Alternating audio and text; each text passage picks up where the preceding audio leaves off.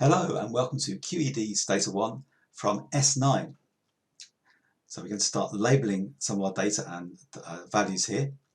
This is a really great idea because it can get very confusing when you have just a whole screen of numbers and no idea what they're supposed to mean. So do label everything thoroughly, please. And also, when you're handing work in, that will be part of what you get credit for, is how clearly work is labelled. So when you look at the output, you should see that it's fairly well labelled already. So the variable names, they have to be kept reasonably short, but then it's hard to understand exactly what they mean. So with each variable name, you can have a label which explains in more details, okay, what's in there. But there were two bits of data here that when I downloaded it, they didn't have any information for 2018. That was cereals and services. I only had 2017, so I bought the data from 2017. I didn't bring the label across. So I thought I'd leave that as an exercise for you to do, to practice the labelling command. So in the instructions, it will tell us how to do the labelling from S9. So you're going to label the series one and add this label to it. So at the moment, it's just using the variable name as a label, which is not helpful. So we're going to add this. It's telling us that this variable means the cereal yield in kilograms per hectare for that country on average. So you can type this in, you can paste it in, but note what I've said below. Sometimes you get an error when you do this because Word puts in this kind of quotation mark, which data does not recognise. So I've changed mine to straight quotation marks. But if you get a problem, try typing them in stata instead, because stata only does the straight ones. So I copy and paste this in because I don't want to keep you waiting while I type, even though I type like the wind. I make mistakes as well. So type that in, press enter, and nothing happens, except it's just done it. So you should be able to see now that in, which one is just no cereal? Yeah, so the cereal now has changed to the correct label. Okay. So I'm going to label the other one. So the other one should have this. So I'm going to copy that. And the other 2017 variable is, which one is it? Services. Okay, so cheap way to do it is to bring back that thing. Put the proper label in here. Services, make sure I change this to services here. Label variable services 2017. At some point I'll get some red ink, so I'll make a typo mistake to show you. Seems happy with that, so services has been labelled with the correct thing. So now we've got, in the data set we've got, in that country's economy, how much was agriculture, how much was industry, manufacturing and services. So if you want to, you can do a breakdown of how important each sector is to the economy. So we've done 10. It's pretty short. Let's look at some calculated variables. So here we go on and we calculate some new variables. For example, we've got total income, but I mean total income's nice, but obviously how much that impacts individual citizens is more related to income per person. So all we need to do is to work out per capita income by dividing the total income by the population to give you how much income per person is it on average. So this is, in stata we use the generate commands. This is almost always shortened. Lots of commands in stata can be shortened, and this one's often shortened to gen. If you type generate, it works, but gen works just as well.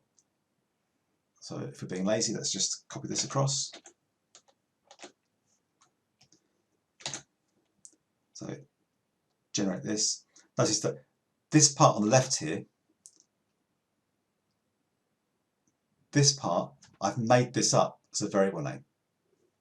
So that's a new variable, but these ones here are existing variables. So it's going to make a new variable up, which is total GNI divided by population, and it's done it, hopefully.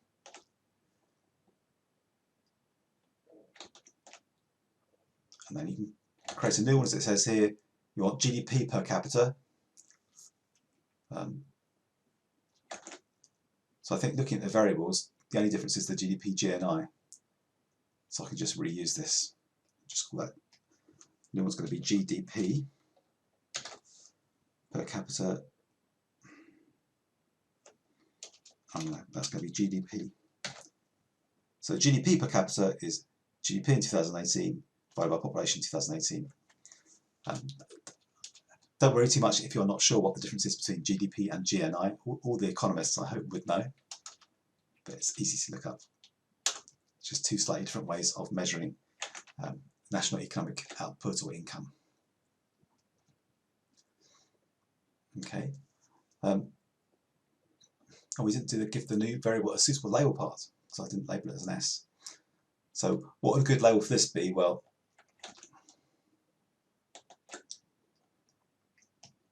that's the first one I made. So label,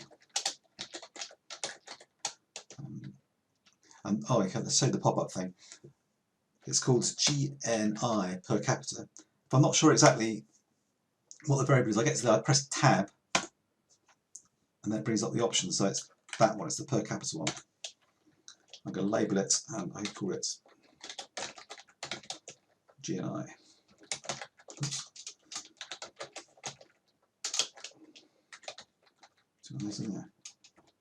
Per capita GNI in 2018.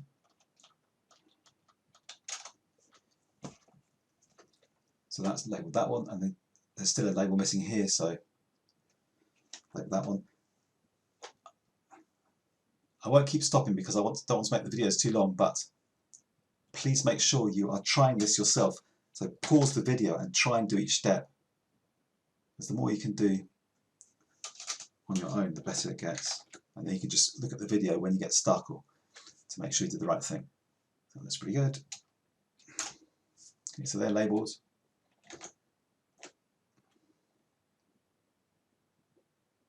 Okay, first two, and then so that's S12. S13, S12 is pretty much the same as what I did, S11, S12, just creating these per capita things. This is a slightly different one. Now I want a variable called urban proportion, which is going to show the percentage of population living in urban areas. So think about how you're going to do that before you watch me type in what I'm going to do.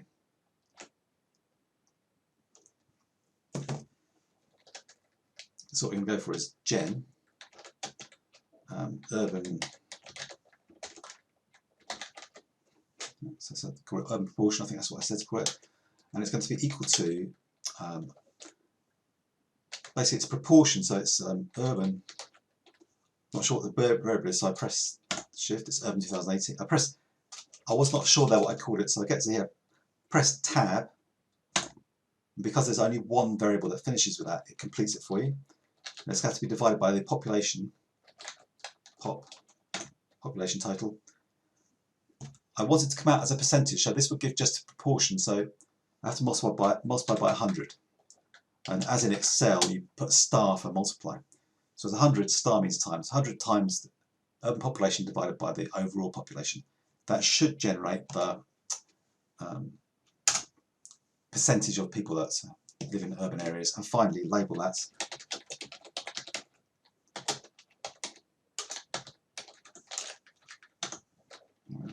What should we call it?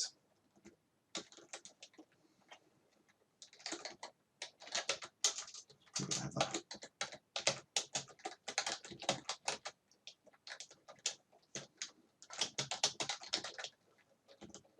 Urban population percentage of title. I suppose I could put in 2018, but I think that's obvious. There it is. And finally, go for Brad. Okay, let's say you misspell it. About time you had a mistake.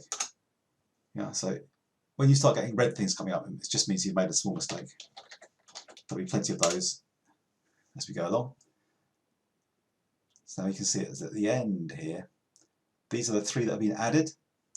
So this is GNI per capita, GDP per capita, and the urban proportion of people in urban areas per capita. So this is a percentage.